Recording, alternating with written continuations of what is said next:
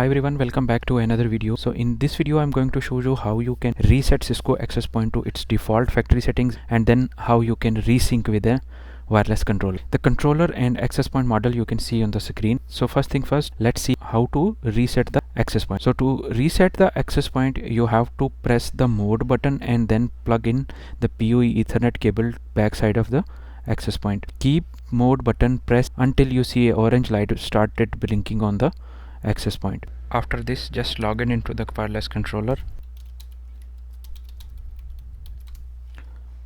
So after login into the controller, if you click on the monitor tab, here you will see the access point summary. As soon it sync with the controller, you will see the increment of 1 here, and to see, just click on wireless. So here normally you will see the all access points connected to this controller. If you go to the last page, at the bottom you will see the access point which we have just reset it to the factory settings. Now we will change the access point name and assign the static IP.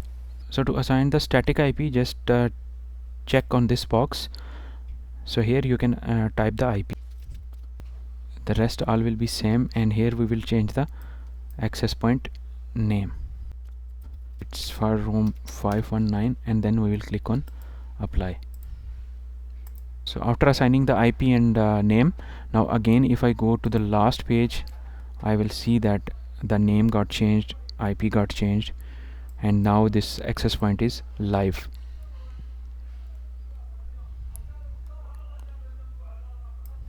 So that's it for today. See you in the next video.